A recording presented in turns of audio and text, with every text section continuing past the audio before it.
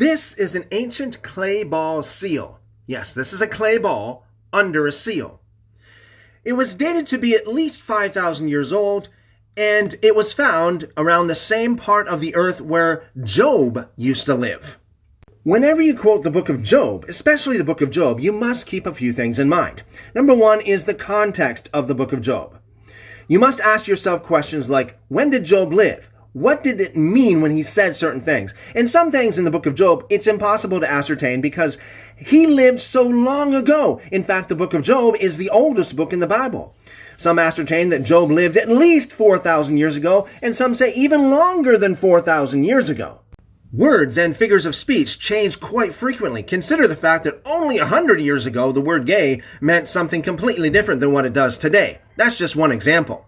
Seeing that Job lived more than 4,000 years ago, we should always keep that in mind. Therefore, we should never take these kind of things literally.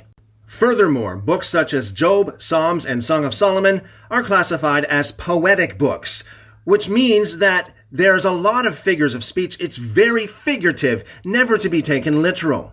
So a lot of things that are said in these books are literary works of art, i.e. poetic, and never to be used as factual scientific evidence. In this comment, Job chapter 38 verse 14 is referenced, and the quote that is used here is from the NIV, the New International Version of the Bible. The New International Version did a horrible job in translating this verse. In fact, it's more of an interpolation than it is a translation. That's because words such as earth is not even found in the original Hebrew at all. And this word shape is a mistranslation of the Hebrew word havak, which means to turn or to change.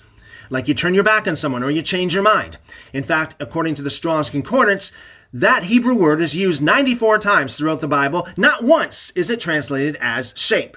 This is the ESV, which does a much better job translating this passage. I'm going to read it in context, starting in verse 12.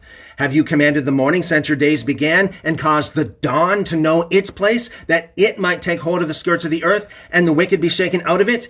It is changed like clay under the seal, and its features stand out like a garment.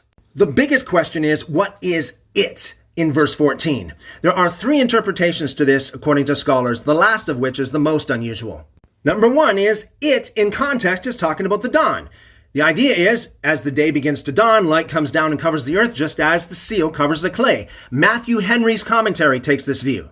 Number two is, it is talking about the earth. Watch a video where globes are made in a factory. It's like a great big press, a great big seal that comes down and creates these simulated mountains and valleys. The idea is that is how God created the earth.